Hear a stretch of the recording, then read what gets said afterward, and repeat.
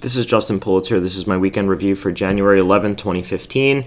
It was an eventful week, and let's get right into it. We'll start with SPY. I had been discussing some ranges and some levels in the last week's video, and those did come into play as expected this week. I had discussed that I thought we would possibly fill up this gap relatively early in the week if we came back down again through this 205.38 because we had closed just about there, and that is actually what happened. You can see we had some pretty steep, sharp move down. We got the overshoot that I had mentioned possibly to the 100 MA, and we stopped contained in this next distribution here of this 201.90 down to 199.06. We overshot slightly there, but then we rallied back up. You can see on Wednesday we had a bit of a gap here, and I think that shorts were very complacent and didn't use this to cover. They sort of figured they had great trade location or what have you. And then on Thursday, we wound up having another gap, and I think that gap kind of got, kind of rang their bells for them, so to speak. And we closed back up into this upper band of distribution, which I think we need to be over for higher levels. Anything below there, like I said, is into this distribution, and then, we have to talk about Fibonacci retracements, which are a bit lower down here. You can see on Friday, though, we did wind up having some selling. It wound up kind of opening up on the high and then closing down near the lows, although we did kind of look into the gap here and reject and close back within, albeit toward the lower end, but within Thursday's distribution. So my thinking here is that let's keep it real simple. Below Thursday's low, which is 203.99, is a little bit more bearish. Above the high, which is 206.16, to me is more bullish. And that would put us, probably for a move back up to retest the highs and form somewhat of a, you can see the W pattern.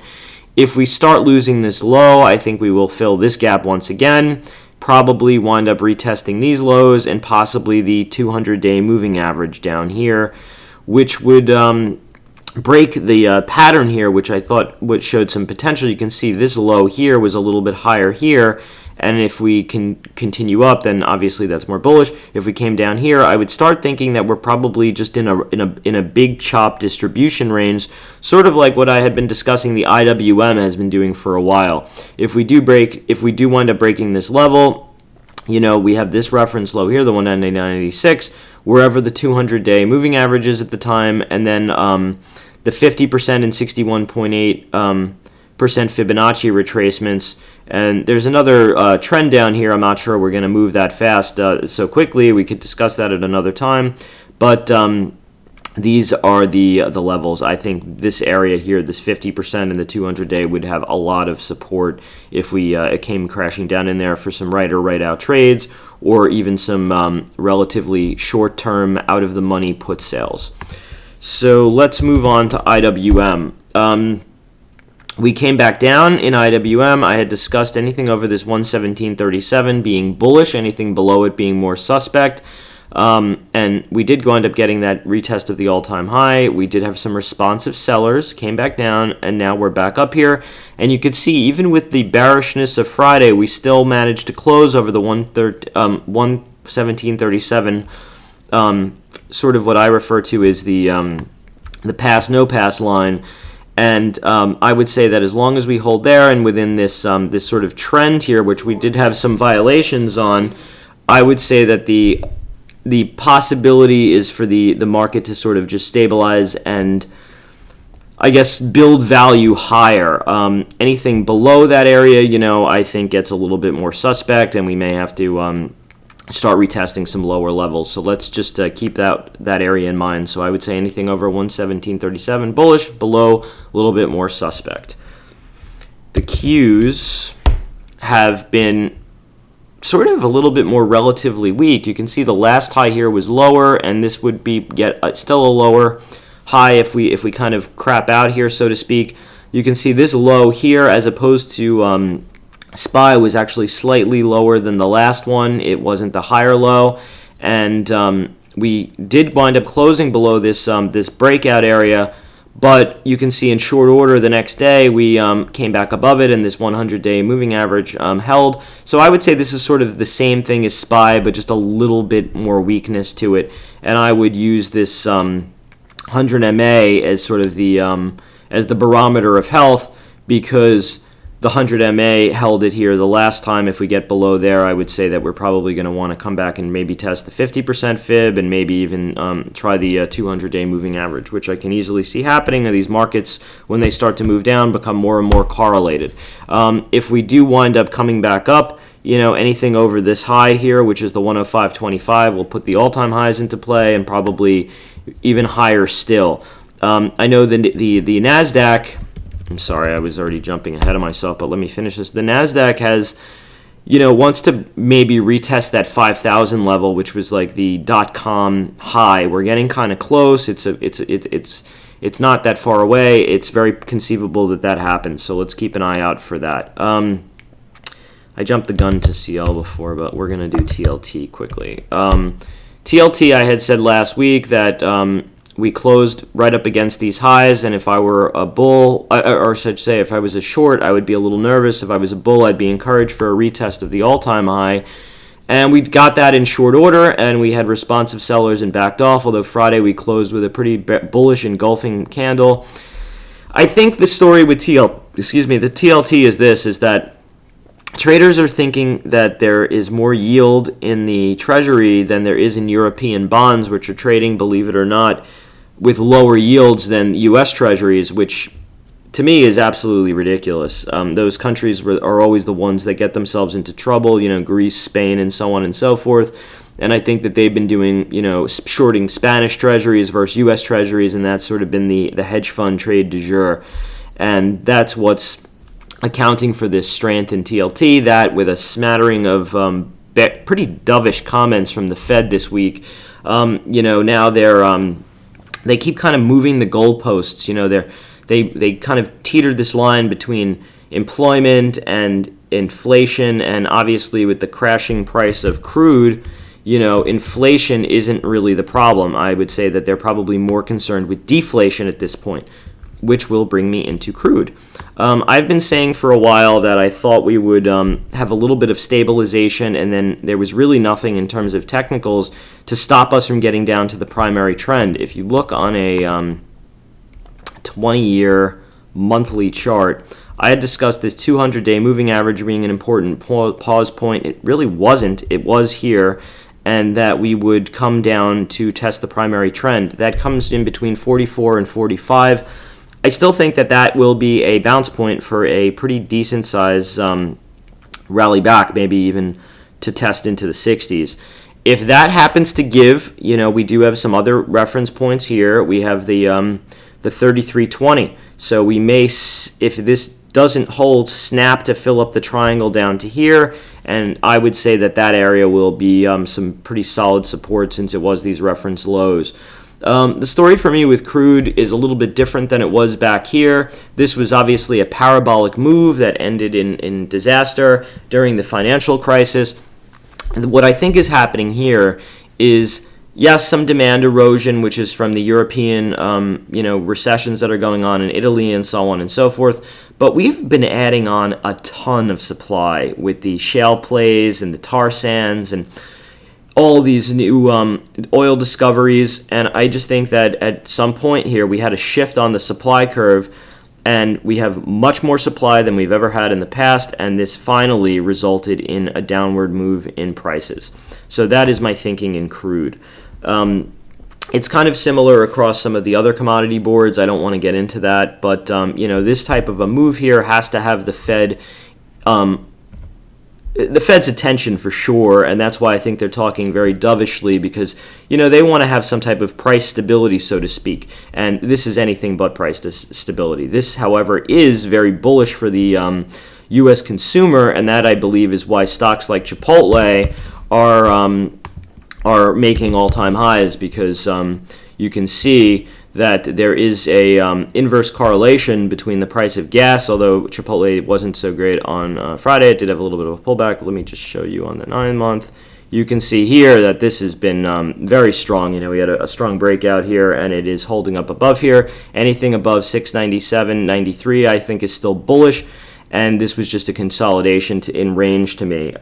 Anything below there, gets a little bit more suspect. It would look more like exhaustion to me, and then we probably would come back lower. But anything above here for the meantime is bullish. Anyway, the point being is that these consumer stocks and restaurant stocks are benefiting from consumers having more money in their pocket and able to spend it on things like expensive burritos. Let's get into the Momo. Apple. So you can see in the past, Apple had a bit of a consolidation period here. We may be in the midst of something similar here. You can see we had that big emotional bar here, and then again we had one here. I have been saying that this entire bar is range. Anything above there is bullish, which is above the 119.25. I think that would put the full 1.618 Fibonacci extension into play up here close to 129, although we are nowhere near that at the moment. And I had said anything above the 111.27, it's okay to be long Apple. Anything below there gets a little bit more suspect. You can see Apple has spent a little bit of time in the wilderness below there, tested back above, came back down here with a lower low, notice, off of a lower high, and now we're rallying back up to the downtrend line. So what are my thoughts with Apple here? My thoughts is the same thing. As long as it holds over the 111.27, it is okay to be long. If it comes back below there, we're again more suspect below the flash crash day range. The close of that day was 115.07. This is roughly around where we had found resistance the last time. If Apple could take out this 104.77 and the 115, I think that it should be smooth sailing up to the old all-time highs up in the 119s. Anything back below the 20 and 50-day moving averages gets a little bit more suspect for me for possibly a move down to the channel here, and possibly even a little bit lower into the gap if it happens to disappoint on earnings. I had been saying that I thought the 103.74 area was going to be a very strong reload point. We got really close. Fortunately, I'm still long. I was short some puts, and those have benefited from this move back up, although they're sort of just they are what they are. It's not a really big position, and there's really nothing to talk about there, frankly. But other than the levels here, we bounced right ahead of the 61.8 Fibonacci level, which tells me Apple is still dealing with in a responsive market. I would have liked to have seen this press down just a little bit more to kind of anchor this low a little bit more securely around the 103.74. We did stop ahead of there. I have noted in the past on stocks like Tesla and stuff, I'm going to get back to that these anchor points are less secure because everyone has been so trained to buy the dip. They don't let the corrections really fully play out properly to really get the proper washouts, and the launching points are a little less stable. With that said, I had discussed the levels with Apple. We are levels driven. Price is truth. And if we can break the channel here above this area, I would say that Apple will rebound higher. If we start losing the 50 and the 20-day moving average, then I would think we probably do come back down and test into the lower distributions again. So that's what I'm watching with Apple. There's a stock here I had been discussing on the stream a little bit, Align, and it had a pretty nice breakout over a neckline. It kind of broke it and then got a little choppy, but then really took off. I had discussed taking some profits in this. The stock still to me looks pretty bullish, although you can't say you have great trade location if you're first chasing it here off of the fifth day of a rally. So I'd be looking to buy the dip on this if this retests somewhere into this like 56, 57 level. However, anything above 60 remains bullish. So if you want to trim and trail, that's okay. I would not let many profits go below 60 and be looking to buy a retest of the breakout if we do wind up coming down here to the 57s. A stock that is starting to look a little bit like this, really unrelated, but also a bit of a inverse head and shoulders play is Deckers. You can see we had the high here, a low here within the context of a channel, and another high here, and now we're kind of making a higher low with a hold of the 200-day moving average and a break of this small downtrend line. If we can break up above the 99.88s, I think we will retest the high of the channel. I don't know where that's going to happen, but that would be a nice little move for like a quick little 5 points here. So I'm keeping my eye on that in Deckers. If it winds up coming back down and retesting the channel low, I will be looking for that as a actionable trade point, and the same with the upper point of the channel. So that is Deckers. One you guys always ask me about, I haven't really covered, is Amberella. I'll discuss GoPro also. That stock seems to get a lot of interest when I do videos on it. You can see Amberella primary trend is intact, and we've been forming a bit of a channel. However, we are getting a little bit to the top of that channel, so if you're long, you probably want to look to take some profits on the up into this area, and then maybe buy on some type of a dip, maybe back down to the lower part. That said, if you're long, anything above 58, which was this last reference high, is bullish. So just as I always talk about, trim and trail. It is possible that this does wind up really taking off and going parabolic, and you definitely want to be long for that move. But I think that prudence dictates taking a little bit of profits. However, you did have this really large bar here with range expansion. There was a really great tweet on the stream this week that said a lot of investors don't understand the difference between volatility and range expansion or whatever. When you get a violent move like this is known as range expansion. And these bars, you can see it had a little bit of a pullback into that day and then has accelerated through. This is very bullish. This is an absolute seller shut-off pattern, and it is probably setting up for the next move higher. It's very possible that this just chops and grinds on the top part of the channel higher. Amberella looks good to me. I would be a buyer, though, on dips, not chasing. It's hard to say you have a good trade location. It is also very possible that if the market gets squirrely, this does wind up pulling back into range and give you a better entry point. So if long, stick with it, book some profits, trail your stops, and if you're not, look for a pullback to buy the dip, so to speak. GoPro, on the other hand, is a not such good-looking chart. You can see it's still in a downtrend. It is below its primary trend. We did test the 61.8 Fibonacci level. I had discussed that this area here would be a reference buy in past videos. I was really looking for the 49.90. Again, you can see like we rallied ahead of time. We didn't get that full washout to complete the pattern, to have a stronger anchor base. We had a bit of a rally, and you can see we're kind of coming back into it. That's the problem, I think, with a lot of these stocks, is that they don't fully do the washout and complete their patterns, and they try to rally ahead of time on like short squeezes, and then they wind up coming back in with some pattern failure. That said, if this can get back up above the downtrend line, I think then it's probably some smooth sailing up to retest into this distribution. If it remains weak and floundering below this like 64 level, which you can see was this last support, and when we lost it, we backed off, came back up, and now we're below. Anything below there to me is a little bit more suspect, and if I were short, I'd probably be comfortable. If I were long, I wouldn't be adding to shorts here, by the way. I like to do things like add on to at the downtrend line. I'm going to discuss that in priceline in a little bit later, but you can see we're below the 20 here, and I would be frankly cautious if I were long GoPro here.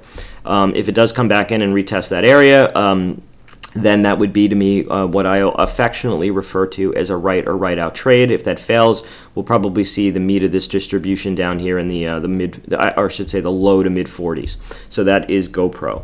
Alibaba was one that I had talked about trading this week. Again, I would have really liked to have seen this come back further into range.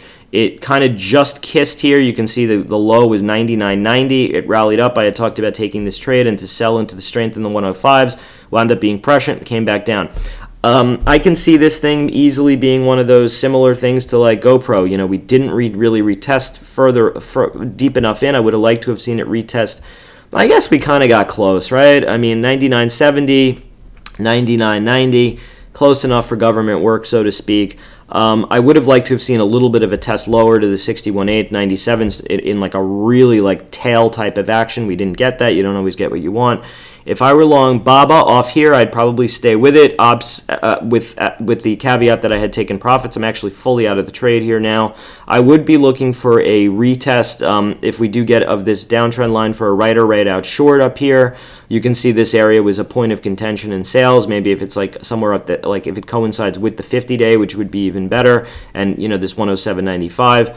Anything below there to me is in the lower distribution. If we can get back above there, then I wouldn't fight it. I would go with it. Anything above, let's say 108, 108.47, That's the areas I had talked about before. I think that would be long and we'd get going. So that's right or right out short up there. And if it's wrong, then just go with it long. Other right here, though, I still see this being in some type of a choppy pattern. I do think BABA probably hasn't seen its best days, although it's probably going to have to work out some of the excess and, from this move, and I think it's just really consolidation and chop at this point, and that's really what's been going on in BABA. Facebook, I had discussed that I thought it would fill its gap. It did. It got up to the 82s. I discussed taking profits. Frankly, I wish I had taken the whole thing off just because of this type of a sale here. I'm still short some puts down here in the lower distributions. And you could see on Thursday we had a bit of an attempt to change the pattern in the chart. It's still unclear whether we did or didn't because Friday just was like, some profit taking. The market had been a little weak. I think that the stock between 76.88 and 78.27 is sort of a caution zone, although I still think it's by the dips. If we get below there, then I think we're going to the 74.85, which has been the 61.8, and the heart of this move, really, quote-unquote, call it 75. If it's there, ahead of earnings, we'll discuss how to play that, although I will say I do like how this did come down sort of in just overselling. I mean, every day was selling, so you probably took a lot of people out. I think this was really just a fund that was probably liquidating or taking profits or what have you, after the new year. I think that's been the story in a lot of these stocks, that people had some big outside gains and they had just been taking profits. So I think Facebook is sort of just in range. I think it's just choppy. I do think at some point the stock is going to see 100. So I'm cautiously optimistic with Facebook. Twitter, I had been talking about being a range play. You can see we finally got a little bit of move into the next range. I had said that 35 would probably be the low if the market held in. It did. I had said, by the way, also if the market didn't hold in, we'd see the 29s, but I didn't anticipate that happening. Wow, was that prescient and wound up working. You can see you have a pretty strong base here with 3 tests in the 35s, and now you're breaking into this distribution here in 39s. The good news is I think there's some room up to 42, 43. The bad news is that's the range, and I think we're kind of trapped in there until we see what happens with the earnings. You can see the declining 200-day moving average comes in around 41.85. That will probably be a point of resistance. It is also possible we retest up here to this gap. I do think at some point Twitter will fill the gap, and it's probably going to go much higher. I think that the property, once you're starting to see some of the values of properties like Instagram and WhatsApp, it just seems a little cray-cray that Twitter is quote-unquote undervalued. I mean, relative to earnings, it is still expensive, although I think the problem is a lot of people aren't thinking about the overall value of the property itself and what it might be valued to somebody like a Google or an Apple or someone down the line. It's hard to speculate on things like that because you never know when it's going to happen, so just go off levels. For now, the levels are between 35 and like 42, 43. If you get down to 35, you buy it. If you get up to the other level in 42, 43, you're looking to kind of sell it. You can see we have those resistances up there. That is Twitter. Gilead was one that came out on, it had a move down. Again, this is another one that did not fully wash out where I think it should have. It should have come down somewhere between this 84.40 and like 80 down here. I had discussed that. It stopped ahead of there. We're back up with multiple days up. And it had been even higher pre-market. I think that the high in the pre-market was something like 104.85. And that was the high, and you can see that's sort of like into the meat of like this, starting to get into the meat of this distribution. I think a lot of people that kind of got caught on this gap are just looking to get their money back, and that's been a bit of a problem for this Gilead stock. Longer term, I like the story. It's not really a very expensive stock relative to their earnings. There's been some issues with their Hep C drug, with some insurers taking it and some not. I'm sort of a buy the dips rather than chase the rips in this stock. I do think that it probably will wind up going higher at some point and retest the old highs, but it may have to come down lower. You can see I had been discussing this with the anchors not being as strong, so I would just sort of play the range. If you're long Gilead here, 100 is really your bogey. If you start getting below 100, the stock to me looks weak. I definitely say that 100 has got to be your stop point if you're long. If you happen to be, catch this move, you don't want to give back too much of those profits. And if you're already long, you don't want to, let your losses run to that point. So if you're long Gilead, I think it's okay to stay long for a move maybe up to this trend line, somewhere in like this 105, 106 area. Maybe it even tests a little bit above it on some type of a squeeze. But, I'd be looking to book some profits for sure. And on any spike, particularly any spike moves up, you can see that is what people already started doing on Friday. And, looking more to buy the dips if it comes back down rather than chasing the strength. So that's my theory on Gilead. I think that it does have some resistance coming up a little bit higher. Let's see. What else could we talk about? Google.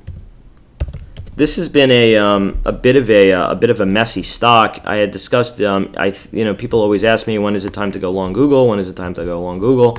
That's a little disturbing because that means that there's not a washout fully in sentiment. I do think if you are long on Google, it is okay to be long versus this 495.02 low. Although Friday, you can see we did close a little bit weak. We wound up closing below the body of the prior day, which is a little bit bearish. We did have some responsive buyers here. I think any move below this low will be a cascade of price down to this 487. Let me take this out to a little bit of a longer term time frame chart. 2-year daily maybe. Will that do well? I think that, that would be a bit of a cascade down to this to probably retest the gap. It may even break into it. I've been saying I would love to buy Google somewhere down here on a gap fill, somewhere between like this, let's just call it 450. It's 449.45. And this low, which is about 421.90, so we'll just call it 420, because that's let's not. Let's just say it's also coincides with this really the primary trend line. To me, this area, this confluence, would be a screaming buy for the stock for some type of a rebound up. And it would probably take out all of the the sort of complacency in the stock. Earnings are coming up. If it is weak into the earnings, I'd say it's probably a buy for the earnings. If it winds up rallying, being strong, it's probably a little less certain. So if I had my druthers, I would love to see this ahead of time. Although it probably won't happen. It'll probably do something like wind up chopping or something into the earnings, and then having to make the decision. So I'll discuss that a little bit more on the stream. But Google, if it does wind up dumping on those earnings, I would love to be a buyer down here. If it winds up rallying, you might want to try a right out short back up in like the higher of like 560s, 570s. So that is Google. Priceline is sort of another one of these charts that is kind of getting a little bit fugly, so to speak, with a lot of choppiness. My thinking on this is that it's probably going to wind up being a buy somewhere down here, where the earnings breakout was on the move from 1,000 to 1,000, and then obviously beyond somewhere around the 994s. If that winds up giving, you can see that coincides with these lows. We could be forming a new downtrend, which would put the channel down here, like closer to the 900s. Let me see. I want to see if I could show this to you on a chart. You can see the real breakout took place around 850. I could see that conceivably happening if the market does soften up, although I do think that this area is going to have some price memory, these 990s. You can see again, we didn't get down there and we pre-rallied ahead of it, and this is why this low to me wasn't as secure and has been retested so many times, just because it didn't have that full washout. This is a recurring theme for me, and it's been for a couple of weeks. So I do think down here will be a right out trade with Priceline. And, I had actually discussed playing the short, and I wound up covering over here a little bit too soon. You can see it wound up coming much lower. But, this big dump day here, which was like $50, you get a move like that, it's kind of hard not to. You can see this was the third touch of the downtrend line. I had discussed this being a right out, and it wound up being right. It did take a couple of days to really get going, but once you got that move, I think that down here in these reference areas, it's a little bit harder to be short because things are so responsive in the market. So that is what I'm looking for Priceline. If it does have some type of a move down, particularly if it's down into earnings, it might set up for some type of a long. If it does wind up dumping, we had discussed those lower levels. I'll leave you on Tesla being the last one. This is also one that, again, here I had discussed rallying ahead of time. It held on the 61.8. I really would have liked to have seen it come into the lower 200s. The rally had a little bit less of a secure base, and now we've come down, and we are for sure in a down channel. We are back into this reference area. I think if you're long Tesla, it is right or right out versus, let's say, like 200. If you wind up losing that area, I would say this hammer, this like 204 to 204.21 to like this 200 area, which was sort of like this area here, this reference low, although this is a little bit lower. This was 199.25, so somewhere in there. If you lose that, I think we're going to come back and retest this low, and maybe even come back and retest the 177 area. So that's my thinking with Tesla. If you're long, just be really, really cautious in this area. There's a lot of price memory. If that gives, it's gonna get a little fugly. If we do wind up rallying back up and testing the downtrend line, that's a right or right out short in my opinion, which is wherever that might be. If it happened this week, it might wind up being somewhere in like the 230s. So or somewhere if like let's say this came up slowly and there was a confluence of events of like the 50 and the 200 here, this to me is like a great right or right out short here. Or if that would make it even more exponentially powerful if it happened to be coinciding with that channel. So that's what I'm watching with Tesla. Anyhow, if you like this video, please be sure to like it. Follow me on Twitter. My handle is @JustinPulitzer. If you have any comments or questions, I'm happy to answer them. Let's have a great trading week. Cheers.